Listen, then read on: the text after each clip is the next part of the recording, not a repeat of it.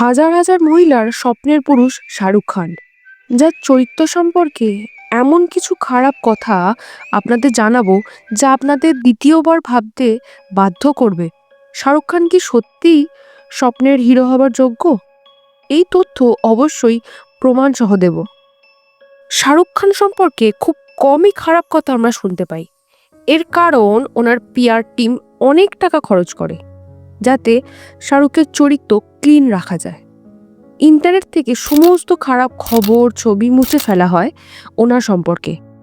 ভেবে দেখুন, আমাদের চোখে অন্য সব হিরোর থেকে আলাদা একটা সুপুরুষ ইমেজ রয়েছে শাহরুখ খানের।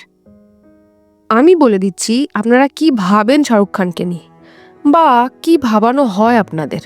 দ্য গ্রেট শাহরুখ খান, যিনি এমন একজন চরিত্রবান পুরুষ যে স্ত্রী গৌরী খান ছাড়া আর কোনো মহিলার দিকে কুনজরে তাকান না, যিনি পরিবারকে খুব ভালোবাসেন, নিজের সন্তানদের সুশিক্ষা দিয়ে বড় করেছেন। আর তিনি নাকি খুব গরিব ঘর থেকে স্ট্রাগল করে উঠে এসেছেন, খুব কষ্ট করে বলিউডে কাজ ও প্রতিষ্ঠা পেয়েছেন, যার কোনো অহংকার নেই, মেয়েদের খুব নাকি সম্মান করেন, কোনো অযাচিত বিতর্কে জড়ান না তিনি। এই পুরো ইমেজটা আমাদের মাথায় ঢোকানো হয়েছে, সত্যিটা কিন্তু আলাদা। নমস্কার বন্ধুরা, গল্পবাজারে আপনাদের স্বাগত। চলুন গল্পবাজারে আজ শাহরুখ খানকে নিয়ে গল্প শুরু করি। গৌরী খান আর শাহরুখ খানের প্রেম ও বিয়ে খুব সহজ ছিল না। গৌরী আর শাহরুখের প্রথম দেখা হয় একটি পার্টিতে। তখন দুজনেরই বয়স খুব কম ছিল। তখন এশার্কের বয়স ছিল 18 বছর, গৌরীর বয়স ছিল মাত্র 14 বছর। গৌরী প্রথম থেকে এশার্কে খুব একটা পাত্তা দিত না। ওই পার্টিতে এসআরকে যখন গৌরীকে তার সঙ্গে ডান্স করার জন্য বলেন, গৌরীতে নাকচ করে দেন। গৌরীর পরিষ্কার কথা ছিল তিনি এখানে তার বয়ফ্রেন্ডের সঙ্গে এসেছেন এবং তার জন্য ওয়েট করছেন, তাই তিনি শাহরুখের সঙ্গে ডান্স করতে পারবেন না। এসআরকে কিন্তু ছাড়বার পাত্র নয়। তিনি গৌরীকে বলেন, আমাকে ভাইয়ের মতোই দেখতে পারো। এইভাবেই এসআরকে গৌরীর সঙ্গে আস্তে আস্তে ক্লোজনেস বাড়ায়। তিনি আস্তে আস্তে গৌরীর বাড়িতে যাতায়াত শুরু করেন। তার চার্মিং ইমেজ আর কথাবার্তার মাধ্যমে গৌরীর মনে প্রেম জাগানোর চেষ্টা করতে থাকেন। গৌরী প্রথম প্রথম একদম পাত্তা দিত না। এসআরকের কথাবার্তা তার চাইল্ডিশ মনে হতো, কিন্তু আস্তে আস্তে এসআরকের প্রতি তার চার্মিং ইমেজের প্রতি দুর্বল হতে থাকে গৌরী। গৌরীও এসআরকের প্রেমে পড়ে যায়। দুজনেই তাদের প্রেমের কথা বাড়িতে জানালে গৌরী আর এসআরকের ফ্যামিলি ব্যাকগ্রাউন্ড আলাদা ছিল, তাই গৌরীর বাড়ি থেকে এই সম্পর্কে আপত্তি জানায়। কিন্তু দুজনের প্রেম আর জেদের কাছে সবাই হার মেনে নেয়। শেষ পর্যন্ত ওনারা বিয়ে করেন 25 অক্টোবর 1991-এ। যখন এশারকে বিয়ে করেন তখন তিনি মুভিতে তেমন কাজ করেননি। তখন তিনি কয়েকটা ফেমাস সিরিয়ালে অভিনয় করেছিলেন, যেমন ফৌজি আর সার্কাস, যার জন্য তখন তিনি ঘরে ঘরে জনপ্রিয় হয়ে উঠেছিলেন। বিয়ের পর এসআরকে ওনার কেরিয়ারে প্রথম সুপারহিট মুভি দিওয়ানাতে অভিনয় করেন। এই মুভিতে উনি হিরো ছিলেন না, একজন সাইড অ্যাক্টর ছিলেন, কিন্তু তাও এখানে এত ভালো অভিনয় উনি করেন। উনি ওনার অভিনয়ের জন্য ফিল্মফেয়ার অ্যাওয়ার্ড পান। সব কিছু ঠিকঠাকই চলছিল। একজন ট্যালেন্টেড অ্যাক্টর তার প্রতিভার জোরে বলিউডে ধীরে ধীরে নিজের জায়গা করে নিচ্ছিল। বলিউড, যেখানে ইন্ডাস্ট্রির বাইরের লোকজনকে সুযোগ দেওয়া হতো না, সেখানে এসআরকে নিজের দমে সেই জায়গা করে নিচ্ছিল। ওয়েট, জায়গা করে নিচ্ছিল নাকি জায়গা করে দেওয়া হচ্ছিল সেটা জেনে নি। করণ জোহর আর এসআরকের প্রেমের গুঞ্জন এত বেশি ছড়িয়েছিল যা সবাইকে অবাক করে দিয়েছিল।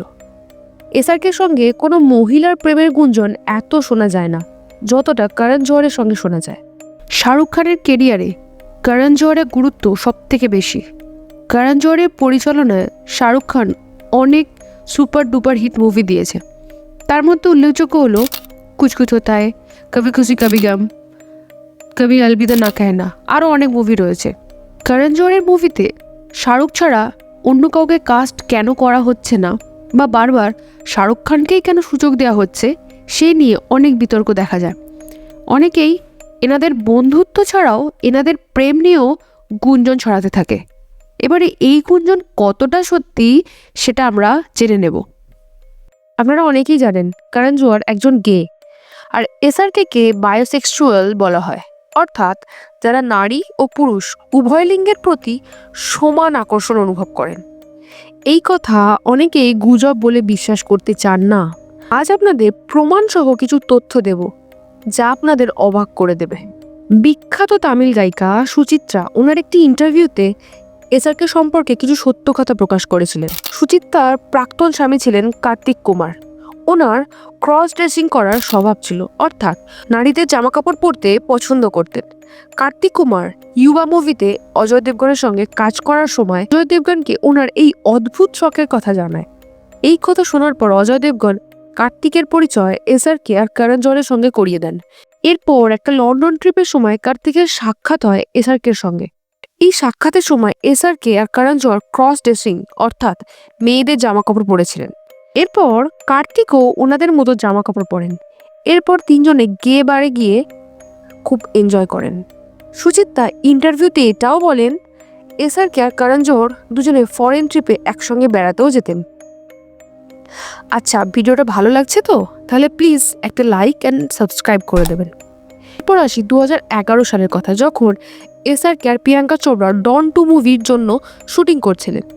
এই সময় এসআরকে আর প্রিয়াঙ্কার মধ্যে প্রেমের গুঞ্জন শোনা যায়, কিন্তু ব্যাপারটা শুধুই গুঞ্জন ছিল না। এসআরকে ছিল প্রিয়াঙ্কার ছোটবেলার ক্রাশ।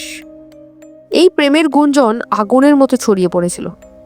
গৌরী খান যখন বুঝতে পারেন এসআরকে প্রিয়াঙ্কার প্রতি ইমোশনালি অ্যাটাচড হয়ে পড়ছে, তখন গৌরী খুব রেগে যান।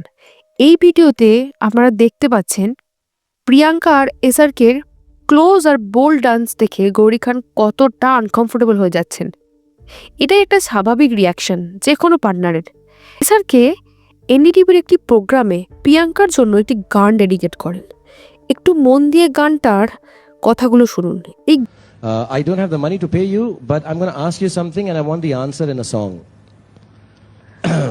I'm going to sing. When I'm lonely and in times of trouble, Mother Mary comes to me, speaking words of wisdom, marry me, marry me, marry me, marry me. Now tell us what you're worth, sweetheart. इस सवाल का जवाब गाने में नहीं, words में भी नहीं होगा। So make a vulgar expression with your lip. গানের মাধ্যমে এসআরকে প্রিয়াঙ্কাকে বিয়ের প্রস্তাব দেন আর কিছু অশ্লীল রিয়াকশন দেন। এটাকে অনেকেই মজা বলবেন, কিন্তু একজন বিবাহিত পুরুষ কি এমন ব্যবহার বা মজা করতে পারেন? তাছাড়া প্রিয়াঙ্কা এখানে এমনভাবে লজ্জা পাচ্ছে এসআরকে সত্যি ওনার বয়ফ্রেন্ড। প্রিয়াঙ্কার রিয়াকশন অনেক কিছুই বলে দিচ্ছে। এরপর এসআরকে আর প্রিয়াঙ্কাকে অনেক লেট নাইট পার্টি, আইপিএল ম্যাচে একসঙ্গে দেখা যায়। 26 মে 2017-তে একটি ইন্টারভিউ প্রকাশ পায়। এই ইন্টারভিউতে এমন কিছু প্রমাণ প্রিয়াঙ্কা দেয় যা থেকে কনফার্ম হয়ে যায় প্রিয়াঙ্কা আর এসআরকের লাভ অ্যাফেয়ার কনফার্ম ছিল। এখানে প্রিয়াঙ্কা তার একটি জ্যাকেট দেখিয়ে বলে এটা তার এক্স বয়ফ্রেন্ড তাকে দিয়েছিল। আর গেস করুন তো জ্যাকেটটা কার? হ্যাঁ, ওটা এসআরকের জ্যাকেটই ছিল।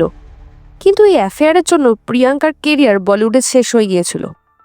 এসআরকের বয়ফ্রেন্ড বা গার্লফ্রেন্ড যাই বলুন, সেই করণ জোহর আর স্ত্রী গৌরী খান প্ল্যান করে প্রিয়াঙ্কাকে বলিউডের কোনো কাজ পেতে দেননি। এসআরকে প্রিয়াঙ্কাকে পরামর্শ দেন হলিউডে যেতে।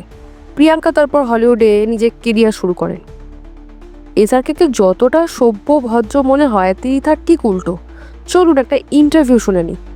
We decided that to do a movie with you and me called Love is Blonde. Love is blonde. Love is Blonde. अच्छा. तो आप उस फिल्म की फर्स्ट शॉट और उसका जो लुक है, फर्स्ट लुक UTV प्रोड्यूस कर रही है. Will you do that poster with me? Absolutely, I'll do it. Okay. और मैं ये जोक बोलना चाहता हूँ. अगर UTV प्रोड्यूस कर रही है और आप उसमें हैं, तो ऑलरेडी आप प्रेग्नेंट हैं? I can do this. Sorry. I can do this for you. I can make you pregnant. Camera गिर गया उधर शॉक में से. এখানে মজার ছলে তিনি খুব নোংরা কথা বলেছিলেন। এসআরকের ভক্তরা এটাকে মজা বলেই চালাবে, কিন্তু আপনি দেখে বলুন এটা কি মজা? এই নোংরা মজাতে প্রীতি খুব লজ্জায় পড়ে গিয়েছিল। এখানে এসআরকে নিজের মুখে বলছেন আমি চাইলে তোমাকে প্রেগনেন্ট করতে পারি। তাহলে আপনারাই বলুন এটা কি সত্যি মজা ছিল? চলুন আরও কিছু দেখে নিই। এখানে বোঝাই যাচ্ছে লেডি গাগা কতটা বিরক্ত আর আনকমফোর্টেবল, কিন্তু তাও এসআরকে বারবার তাকে ডিস্টার্ব করছে। চরিত্র সত্যিই তার আসল রূপ দেখিয়েই দেয়। এসআরকে স্ট্রাগেল নিয়ে তৈরি করা গল্পটাও সম্পূর্ণ মিথ্যা। এসআরকে একজন পিতা হিসাবেও কিন্তু খুব একটা সফল নয়। এরকম আরও অনেক তথ্য নিয়ে পরে ভিডিওতে দেখা হচ্ছে। ধন্যবাদ বন্ধুরা, আজকের জন্য বাই।